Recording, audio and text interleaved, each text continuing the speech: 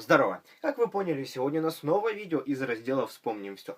Сегодня, ребятки, я вам покажу тот фокус, который является для меня действительно самым ценным. Не потому, что он какой-то сложный, не потому, что он какой-то там нереально круто эффектный. Нет, он простой, он эффектный, но он для моей души является самым ценным. Почему так? Да потому что это, ребятки, первый фокус, первый крутой карточный фокус, который я выучил.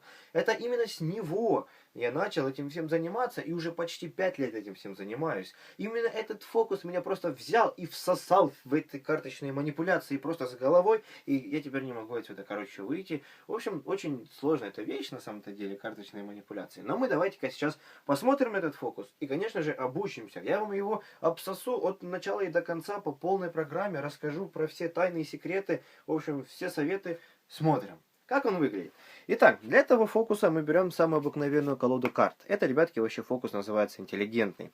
Мы попросим зрителя выбрать абсолютно любую карту, он ее запоминает. Я ее сейчас не вижу. Есть. И теперь убираем куда-нибудь в центр. Показали зрителю. Центр, да, центр. Все. И задвинули. Теперь подснимаем несколько разочков. Прям вот так вот, как попало, хаотично, чтобы у нас ничего вообще не сохранилось в колоде. И теперь, я думаю, после всех этих манипуляций, карта зрителя будет, верхних, я думаю, 5 картах. Раз, два, три, четыре, пять. Теперь мы попросим зрителя, я сейчас буду показывать карты, и он должен посмотреть, есть ли его карта здесь или нету. Самое главное, чтобы он ни в коем случае нам не подавал никакие признаки, знаки какие-то, не чихнул, не шмыхнул, просто вот молчал и все. И теперь давайте мы смотрим, как это все будет происходить. Берем колоду карт и показываем зрителю то, что у нас есть первая карта, это у нас король черви. Я думаю, это не карта зрителя. Окей, далее у нас есть карта 6 Бобби. Я думаю, это не карта зрителя. Следующая карта, ребятки, это у нас туз крести. Не, я думаю, это не карта зрителя. Следующая карта, ребятки, это у нас 9 черви. Не, я думаю, это не карта зрителя. И следующая карта, это у нас туз буби. Да, туз буби. Я вот думаю, что карта зрителя это туз буби. И тут, конечно же, зрители начинают радоваться, но есть, конечно, хорошие зрители, которые за вас огорчаются. Они говорят: нет, это же не моя карта, у меня была другая карта. Вы говорите: возьми эту карту.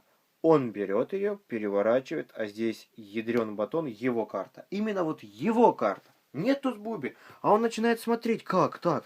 А где туз буби? Нету туза буби. И он смотрит сверху колоды, его нету, снизу нету. Как так? Как ты так сделал? Круто. В общем, до безумия простой. До безумия, вообще, тут ноль техник. Только двойной подъем и все. Но это нереально эффектный фокус для зрителя. Для того человека, который не занимается карточными манипуляциями, это будет крайне эффектно.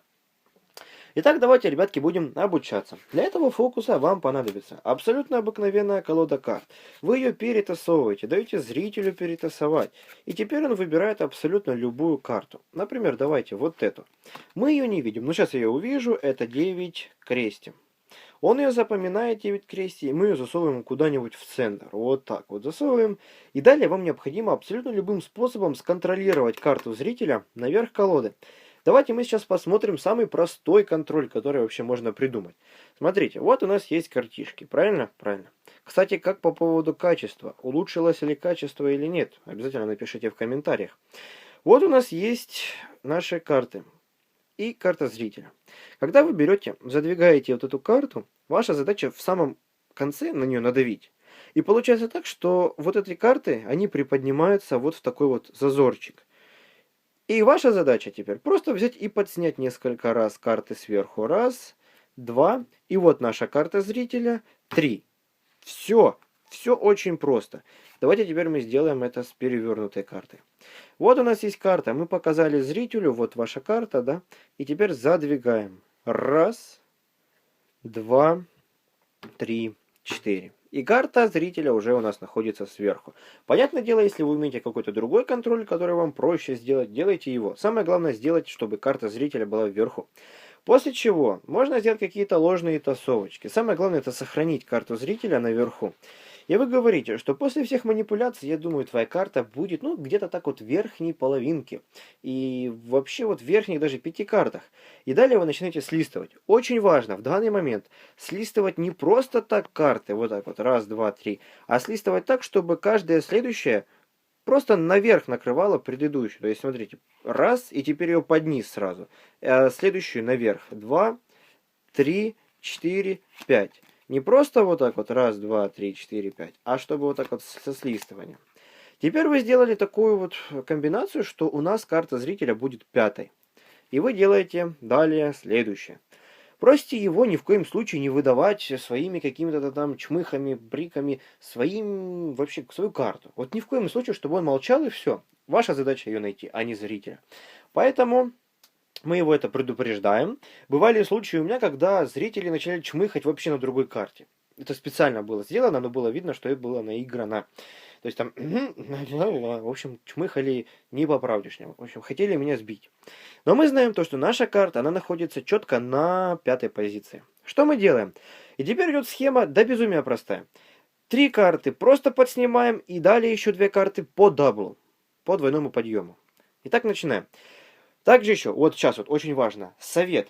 Подснимать все эти карты точно так же, как и мы потом будем подснимать двойной подъем. Это очень важно, потому что если вы будете, например, первые 2 подснимать, первые 3 карты подснимать вот так, а потом вы начнете что-то вот так вот делать, понятное дело, для зрителя это будет как-то так настораживать, типа, а что ты там творишь?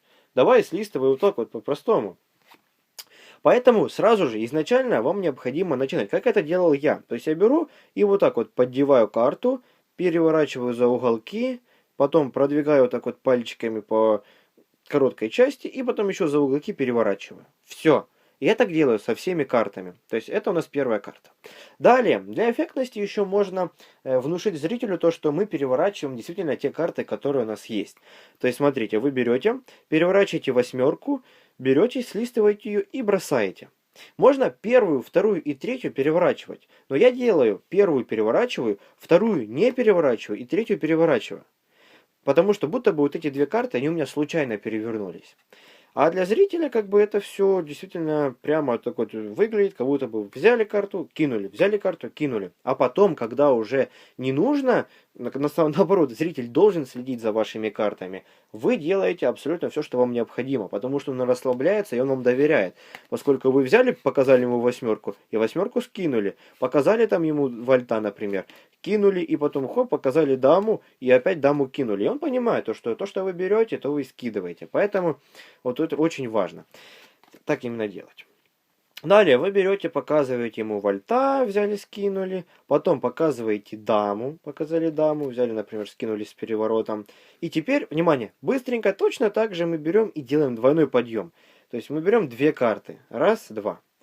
И вот так вот показали карту зрителю, говорите, это же его карта, но вы говорите, я думаю, и желательно вот в этот момент подольше так над ней подумать, типа вот нет, это не твоя карта. Раз, скинули карту, и потом берете еще точно так же двойной подъем. Получается, вы скинули изначально не его карту, и теперь берете вы 6-ю карту и 5-ю по счету, и показываете 10 червей. Ну, я думаю, вот это именно твоя карта. И вы протягиваете ему зрителю. Пока вы протянули карту, быстренько в левой руке сделали шарли кат, либо просто так положили картишки и подсняли разочек. Все. То есть вы спрятали ту 10 червя, которая была сверху колоды.